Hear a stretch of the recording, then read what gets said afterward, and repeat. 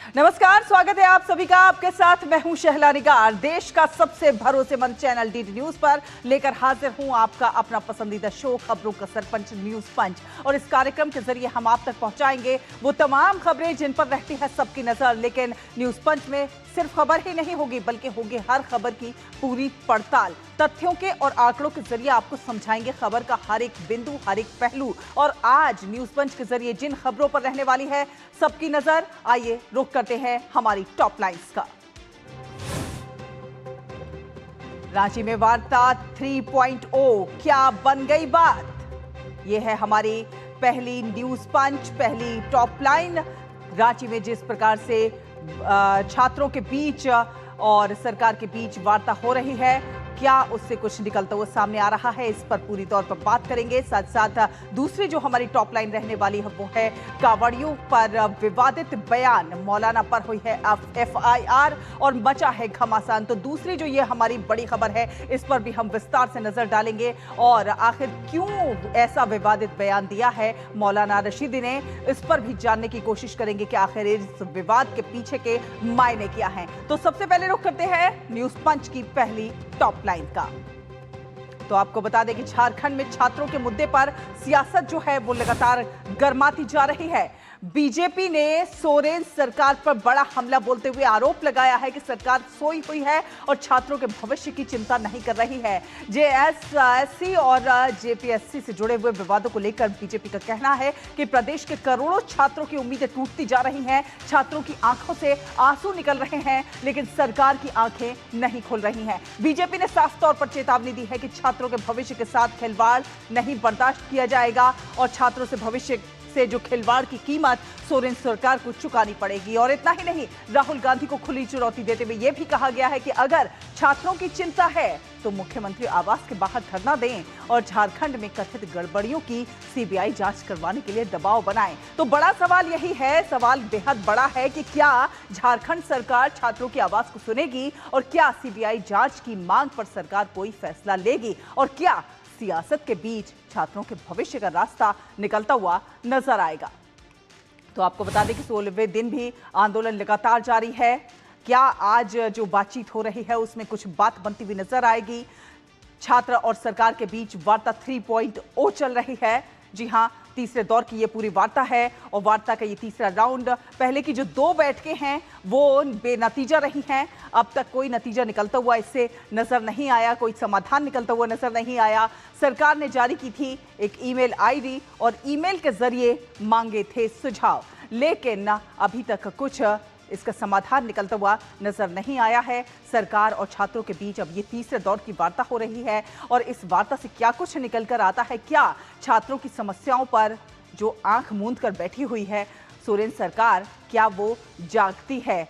तो सोरेन सरकार की नीयत में किस प्रकार से खोट है? केंद्रीय मंत्री संजय सेठ का एक बड़ा आरोप है कि दोहरा चरित्र दिखा रही है JMM सरकार और राज्य सरकार में नैतिकता का कहीं ना कहीं अभाव है। इसकी बात कर रहे हैं वो। CBI जांच पे भी आपत्ति उन्हें क्यों हो रही है सोरेन सरकार को, ये बात कर रहे हैं। तो संजय सेठ ने क्या कुछ कहा है, आपको सुनवाते हैं। आधा महीना बीत गया, राज्य सरकार की नीयत में खोट है, राज्य सरकार दोहरा चरित्र दिखा रही है। तो मैं तो पूछना चाहता हूं कि इंडी गठबंधन से कि CBI जांच कराने में क्या आपत्ति है? देखो कि कहां कैसे बेचारे भारी बारिश में बैठे हैं, हमारी 6 बेटियां अनशन में बैठी, शर्म नहीं आती सरकार को? और आप डिवाइड एंड रूल करते हो। झारखंड की जनता तो राहुल गांधी को ढूंढ रही है, लापता है। क्यों? उनका दोहरा चरित्र। क्यों? जहां राजनीतिक चश्मे से देखते हैं वो वहीं जाते हैं जहां राजनीतिक फायदा हो, जहां चुनाव हुआ, दूसरी जगह नहीं जाते। क्या झारखंड के बच्चे उनको नहीं दिख रहे हैं? झारखंड की बेटियां नहीं दिखती हैं? उनका दोहरा चरित्र ही देश जानता है। तो सोई हुई है सोरेन सरकार, ये कहना है बीजेपी का। बीजेपी के प्रदेश अध्यक्ष का बड़ा आरोप है कि बच्चों की आंखों से आंसू निकल रहे हैं, झारखंड के करोड़ों छात्रों की आंखों से आंसू निकल रहे हैं और सोरेन सरकार को इसकी कीमत चुकानी पड़ेगी। राहुल गांधी को खुली चुनौती भी दी है कि CM आवास के बाहर जाकर धरना दे, CBI जांच करवाएं झारखंड सरकार। ये तमाम बड़े आरोप लगाते हुए नजर आ रहे। क्या कुछ कहा है, आइए सुनते हैं। जो बच्चों के आंखों से आंसू निकल रहे हैं, ये अनशनकारी बच्चों का आंसू नहीं है, झारखंड के करोड़ों छात्रों का आंसू है, झारखंड के करोड़ों लोगों का आंसू है। इस आंसू की कीमत हेमंत जी की सरकार को चुकाना पड़ेगा। झारखंड में छात्रों के साथ झारखंड मुक्ति मोर्चा और कांग्रेस राजनीति करना चाहती है। 17 दिन से यहाँ पर हमारे छात्र बैठे हुए हैं, भूखे प्यासे बैठे हुए हैं, पानी में भीग भीग कर बैठे हुए हैं। अरे कांग्रेस दो मुही राजनीति करती है। राहुल गांधी जी को माननीय मुख्यमंत्री से बात करना चाहिए, और हिम्मत है तो छात्रों के हक में उनका जो मांग है उसके लिए मुख्यमंत्री जी के आवास के बाहर जाकर के कांग्रेस की धरना दें। तो बीजेपी प्रदेश अध्यक्ष का ये बड़ा आरोप, किस प्रकार से सरकार जो है सोई हुई है वो कह रहे हैं, और राहुल गांधी को भी चुनौती दे रहे हैं कि वो वहां पर जाएं और वहां पर धरना प्रदर्शन करें। और छात्रों की क्या कुछ प्रमुख मांगे हैं वो भी आपको बता देते हैं। दरअसल जेपीएससी 14वीं परीक्षा तुरंत रद्द हो, ये छात्रों की मांग है, बड़ी मांग है। पेपर लीक धांधली पर भी सीबीआई जांच की मांग कर रहे हैं छात्र। साथ साथ हाईकोर्ट के रिटायर्ड जज की निगरानी में जांच करवाने की लगातार छात्रों की ओर से मांग की जा रही है, ताकि पारदर्शिता जो है वो सुनिश्चित हो सके। पीटी मेंस कट ऑफ और स्कोर कार्ड जारी करने की भी लगातार छात्र बात कर रहे हैं। ओएमआर और कॉपियां ऑनलाइन उपलब्ध कराने के लिए छात्रों के लगातार छात्र जो है बात करते आ रहे हैं कि ओएमआर जो है वो ऑनलाइन उपलब्ध हो, और साथ साथ जेपीएससी और जेएसएससी में राजनीतिक नियुक्तियां जो हैं वो बंद हों, ताकि पारदर्शिता सुनिश्चित हो सके। परीक्षाओं में भ्रष्टाचार पर 90 दिन में फैसले की बात कही जा रही है छात्रों की ओर से कि 90 दिनों में फैसला होना चाहिए। मृत छात्रों के परिजनों को 1 करोड़ रुपए के मुआवजे की बात भी कही गई है। साथ साथ जेपीएससी और जेएसएससी के लिए हेल्प डेस्क बनाने के लिए भी कहा जा रहा है। तुरंत जारी हो भर्तियों का परीक्षा कैलेंडर, ये एक बड़ी मांग है छात्रों की ओर से जो रखी जा रही है। जेपीएससी में आयु सीमा की गणना 2018 से हो, और जेएसएससी में जो अधिकतम आयु सीमा हो 42 वर्ष की जाए। ये तमाम बड़ी बातें कही जा रही हैं। दोषियों पर सख्त कानूनी कार्रवाई का जो है अनुरोध किया जा रहा है। तो तमाम ये छात्रों की बड़ी मांगे हैं। अब तक क्या क्या हुआ है आखिर इस पूरे आंदोलन को लेकर, वो आपको बता देते हैं। दरअसल 19 अप्रैल जेपीएससी 14वीं प्रारंभिक परीक्षा हुई। 2 जुलाई प्रीलिम्स का रिजल्ट जारी हुआ, और उसके बाद क्या हुआ ये भी आपको बता दें। 2 जुलाई को पेपर लीक चयन में गड़बड़ी की बात जो है वो निकलकर सामने आई। 20 जुलाई सीआईडी का जेपीएससी कार्यालय में छापा मारा गया, और 20 जुलाई को ही अध्यक्ष एल ख्यांग्ते का इस्तीफा सामने आया। 21 जुलाई की बात करें तो एल ख्यांग्ते का इस्तीफा मंजूर कर लिया गया, और एफआईआर भी दर्ज कर ली गई। तो अब तक क्या क्या हुआ सिलसिलेवार तरीके से आप तक हम पहुंचा रहे हैं। 23 जुलाई को पूरे मामले की जांच सीआईडी को सौंपी गई, और 21 जुलाई को जो है एल ख्यांग्ते का इस्तीफा मंजूर किया गया। 23 जुलाई को फिर पूरे मामले की जो जांच है वो सीआईडी को सौंप दी गई, और उसके बाद 25 जुलाई को जेपीएससी जेएसएससी की 9 परीक्षाएं स्थगित कर दी गई। तो ये सिलसिलेवार तरीके से क्या कुछ अब तक घटित हुआ है वो आप तक हम पहुंचा रहे हैं। 25 जुलाई को रांची में छात्र आंदोलन शुरू हुआ, और तमाम मांगे लेकर छात्र जो है आंदोलन में बैठ गए। वहीं 2 अगस्त को देवेंद्र नाथ महतो का आमरण अनशन शुरू हुआ। फिर 5 अगस्त आता है। एग्जाम कंट्रोलर श्वेता गुप्ता समेत 11 लोग गिरफ्तार किए जाते हैं। तो अब तक क्या क्या हुआ है सिलसिलेवार तरीके से हमने आप तक पहुंचाया। हमारे सहयोगी संवाददाता दिवाकर हमारे साथ जुड़ रहे हैं, और ज्यादा अपडेट उनसे ले लेते हैं। दिवाकर, लगातार 16वां दिन और छात्रों का आंदोलन जो है बड़ा होता जा रहा है। आज जो सरकार और छात्रों के बीच जो वार्ता हो रही है, उस वार्ता से क्या कुछ निकल कर आने की संभावना है?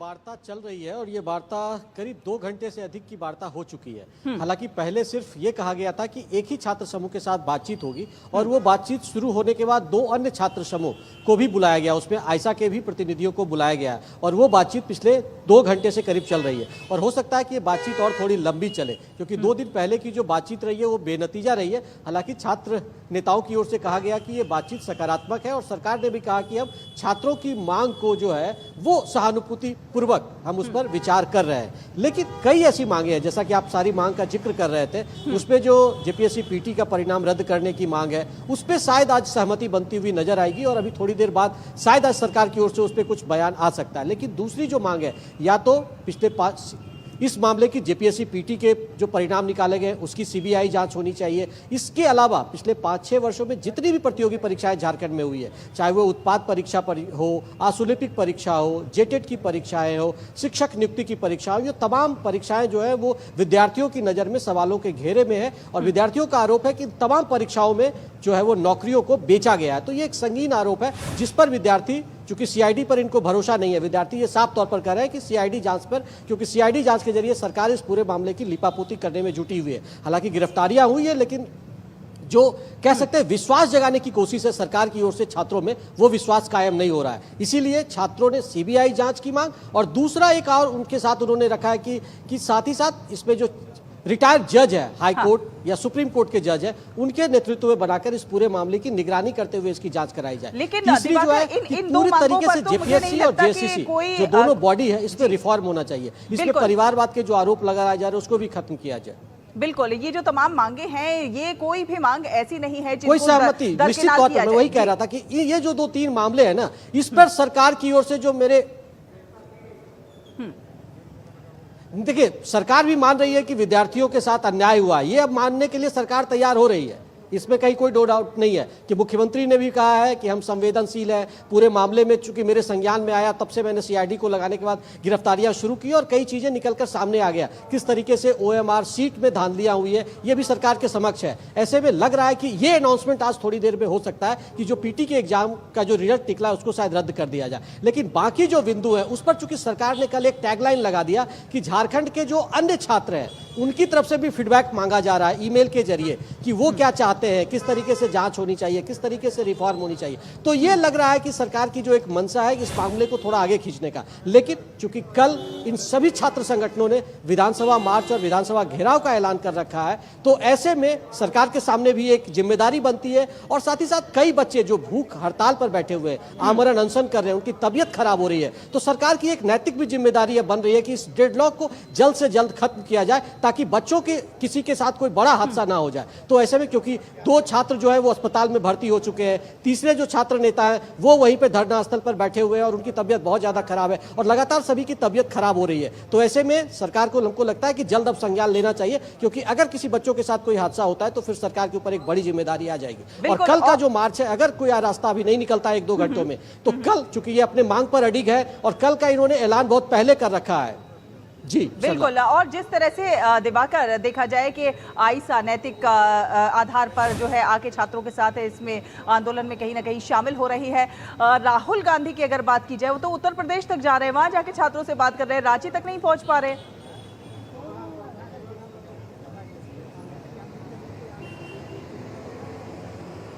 देखिए, ये आरोप यहाँ पहले दिन से लग रहा है कि जंतर मंतर पर जब राहुल गांधी जाते हैं और झारखंड में उनकी सरकार है तो फिर आंखें बंद क्यों किए। हालांकि इतने दबाव बनने के बाद उन्होंने एक बार फोन पर बातचीत की है छात्र में जो वहाँ पे आंदोलनरत छात्र हैं, लेकिन लगातार छात्र संगठनों की ओर से, छात्र नेताओं की ओर से ये मांग किया जा रहा है कि अगर चूंकि झारखंड में उनकी सरकार है, वो जेएमएम की सहयोगी दल है, तो ऐसे में राहुल गांधी को आगे आना चाहिए और हमारी बातों को सीएम के सामने लेकर जाना चाहिए। अगर सीएम उनकी बात नहीं सुनती है तो उनको इस्तीफा लेना चाहिए और नहीं तो फिर उनके आवास के सामने धरना देना चाहिए, जैसा वो पीएम आवास के सामने चले गए थे करने के लिए। तो ये तमाम मांगे हो रही है, लेकिन फिलहाल ऐसे कोई माहौल यहाँ नहीं दिख रहे हैं कि राहुल गांधी का कोई आने का शेड्यूल अभी बन गया। क्योंकि मैंने भी अपने साक्षात्कार में उनके कई जो वरिष्ठ नेता है उनसे भी मैंने बातचीत की, उन्होंने भी साफ तौर पर कहा कि नहीं, ऐसी कोई स्थिति नहीं है, राहुल गांधी की आवश्यकता नहीं है, हम लोग तो यहाँ पे न्याय के लिए लड़ाई लड़ ही रहे हैं। सीएम पे लेकिन दबाव वो नहीं बना पा रहे हैं कांग्रेस के लोग, लेकिन सहयोगी दल तो वह है, मंत्री समूह जो बनाया गया उसमें भी उनके सहयोगी लोग हैं, उन्हीं के कांग्रेस पार्टी के मंत्री भी हैं। लेकिन अभी तक जो डेडलॉक की स्थिति है वो कहते तो है कि हम छात्रों के साथ खड़े हैं, लेकिन वो डेडलॉक खत्म नहीं हो रही है। तो ये पता नहीं किस स्तर पर ये बातचीत चल रही है, या कांग्रेस की तरफ से जो आश्वासन दिया जा रहा है वो सिर्फ ढकोसले आश्वासन है या क्या है, ये थोड़ा देखना होगा। बिल्कुल बिल्कुल। और आप जहां पर मौजूद हैं, आप इस समय किस जगह पर मौजूद है, थोड़ा अगर पीछे का माहौल दिखा सके कि किस तरह से छात्रों में किस तरह की एक उम्मीद है आज की इस वार्ता को लेकर।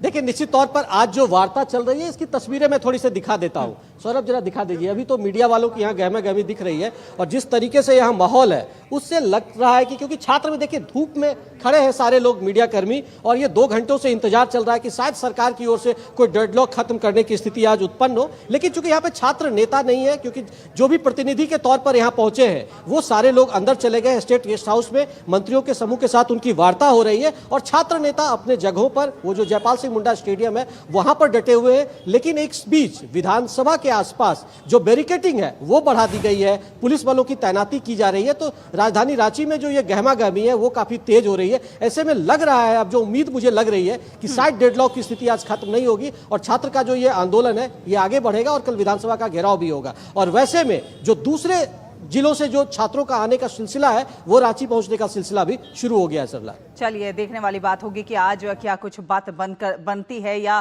फिर आगे जो है आंदोलन जारी रहता है, क्या कुछ रुख लेता है ये आंदोलन, देखने वाली बात होगी। बहुत धन्यवाद दिवाकर, ये तमाम जानकारी हमारे दर्शकों के साथ साझा करने के लिए। फिलहाल न्यूज पंच में वक्त एक छोटे से ब्रेक का है, लेकिन ब्रेक के बाद होगी हमारी दूसरी टॉप लाइन कांवड़ यात्रा पर जो विवादित बयान है मौलाना का, उस पर।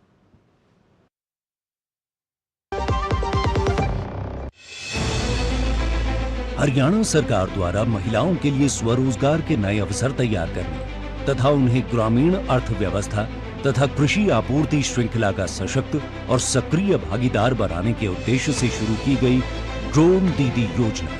प्रत्येक महिला स्वयं सहायता समूह को एक ड्रोन उपलब्ध कराया जाएगा। इससे महिलाएं ड्रोन पायलट बन करके कृषि क्षेत्र में किसानों की सहायता कर सकेंगी और स्वयं रोजगार के नए अवसर वो कर सकेंगी। प्रधानमंत्री श्री नरेंद्र मोदी जी के प्रेरणादायी मार्गदर्शन और मुख्यमंत्री श्री नायब सिंह सैनी के गतिशील नेतृत्व में इस पहल के तहत स्वयं सहायता समूहों की महिलाओं को ड्रोन संचालन, तकनीकी जानकारी तथा drone remote pilot certificate (RPC) के लिए 1 सप्ताह का प्रशिक्षण प्रदान किया जाएगा। एक दिन में कम से कम 10-15 एकड़ में सफरे हो जाता है और इससे मैं इनकम अच्छी कर लेती हूँ और अपने परिवार का अच्छे से गुजारा हो जाता है। इतना ही नहीं, महिला स्वयं सहायता समूहों को ड्रोन खरीदने के लिए ड्रोन एवं सहायक उपकरणों की लागत पर 80% तक या अधिकतम 8 लाख रुपए तक की सब्सिडी प्रदान की जाएगी।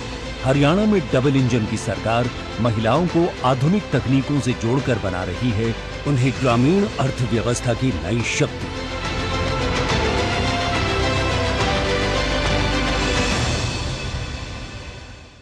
जरा सी हंसी दुलार जरा सा जरा सी अनबन प्यार जरा सा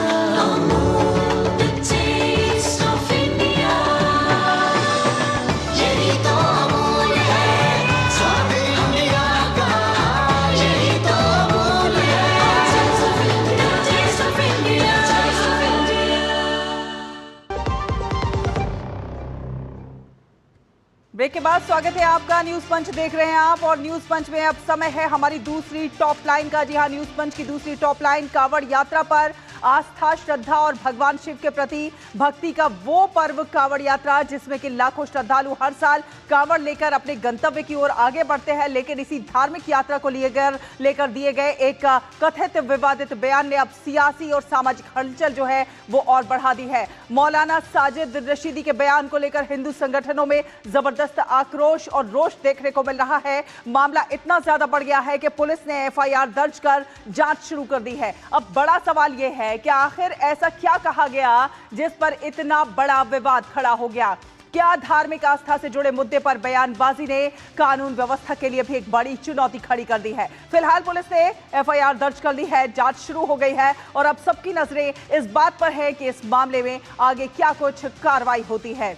तो आपको बता दें कि मौलाना साजिद रशीदी पर FIR दर्ज हो गई है। हिंदू संघर्ष समिति ने ये पूरी शिकायत की थी। मुजफ्फरनगर पुलिस को ये शिकायत दी गई थी। सिविल लाइन थाना पुलिस का एक्शन हुआ है इस पूरे मामले में और गंभीर धाराओं में ये दर्ज की गई है FIR। पुलिस ने जांच शुरू कर दी है। कांवड़ियों पर आपत्तिजनक टिप्पणी का ये पूरा मामला है।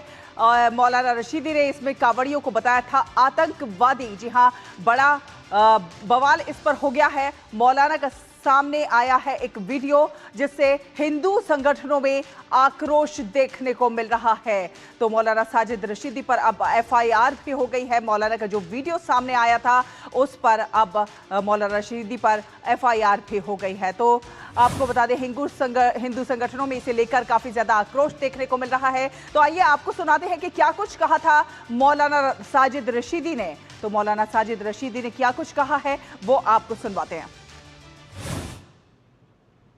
वो कावड़ यात्री नहीं है, वो नशेड़ी हैं, भंगेड़ी हैं, लूटपाट करने वाले लोग हैं। कहा है कि ये आतंकवादी हैं, नशेड़ी हैं, ये शिव भक्त नहीं है। तो धर्म और आस्था पर ये बड़ा प्रहार करते हुए मौलाना साजिद रशीदी जो है यहाँ पर नजर आ रहे हैं। मौलाना पर अब एफआईआर भी हो गई है।